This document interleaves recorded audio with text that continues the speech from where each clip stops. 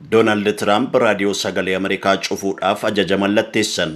Doonaald Tiraamp dhaabbata oduu mootummaa federaalaatiin deeggaramu sagalee Ameerikaa yookaas immoo Voice of America jedhamuudhaan beekamu cufuudhaaf ajaja hojii raawwachiiftuu mallatteessanii jiru. Raadiyoon sagalee Ameerikaa yookaas VOA'n addunyaa irratti afaanota 48 kan hojjetu yoo ta'u, Doonaald Tiraamp dhaabbanni miidiyaa kun farra Tiraampii fi finxaalessaadha jechuudhaan himachuudhaan akka tajaajila dhaabaniif ajaja mallatteessan. Ibsi White House baasii akka jedhutti ajajni kun kanneen gibira kaffalan kana booda ololaaf akkan hojjenne kan mirkaneessu ta'uu ibsa. Tajaajilli sagalee Ameerikaa VOA'n ammallee adda durummaan tajaajila raadiyoo yeroo waraana addunyaa lammaffaa olola naazii qolachuudhaaf kan hundeeffamedha. Addunyaa marattis namoota miliyoona dhibbaan lakkaa'amantu dhaggeeffataa jira. Bara kanas doolaarri miliyoona 886 ramadameefii ture. Daarektarri sagalee Ameerikaa Mike Abramovich akka jedhanitti inni fi hojjetoonni isaanii gara 1,300 ta'an hundi boqonnaa kaffaltii qabu akka fudhatan taasifamuu dubbatanii jiru.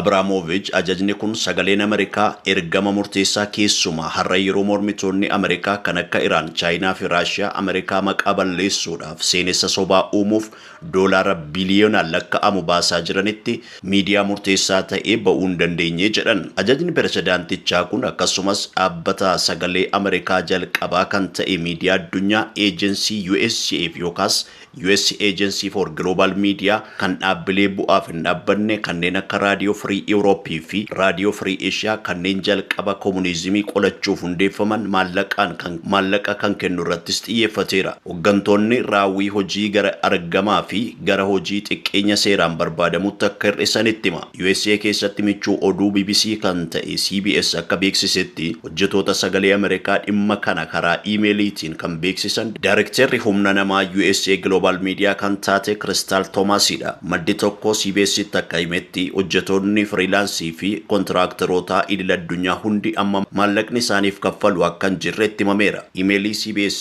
argate hooggantoota raadiyoo Free Asia fi Radio Free Europe yookaas Free Liberty gargaarsi maallaqa federaalaa isaanii akka addaan citee beeksisee jira. Sagaleen Ameerikaa fi buufataaleen biroo US Global Media jala jiran dhaggeeffattoota miliyoona 400 ol kan tajaajilan yoo ta'u, bal'inaan BBC World Service kan gar-tokkoon maallaqa mootummaa Ingiliziin deeggaramu waliin walgitu. Biliyoonarii fi gorsaa olaanaan Tiraamp kan mootummaa Ameerikaa irratti tarkaanfii hojjetaa hir'isuu olaantummaan to'achaa ture Elon Musk waltajjii miidiyaa hawaasaa isaanii X fayyadamuudhaan sagaleen Ameerikaa akka cufamu waamicha dhiyeessee ture. Pirezidaantiin Ameerikaa dhaabbileen kanneen mana dhabuu ittisuu fi itti gaafatamummaa qabaniif maallaqa godambaa fi manneen kitaabaa dabalatee maallaqa dhaabbilee federaalaa biroo hedduudhaaf kennamu dhaabanii jiru. Tiraamp bara hojii isaanii isa jalqabaarraa kaasuun tajaajila raadiyoo sagalee Ameerikaa irratti qeeqa guddaa qabu turan. Dhiyeenya kanas amanamtuu cimtuu kan taate Kaarii Laak gorsaa addaa Eejensii Miidiyaa Global Ameerikaa akka taatuuf muude. Pirezidaantichi yeroo hundaa miidiyaaleen gurguddoon akka sarratti loogan ibsu. Gabaasni kan BBC'ti.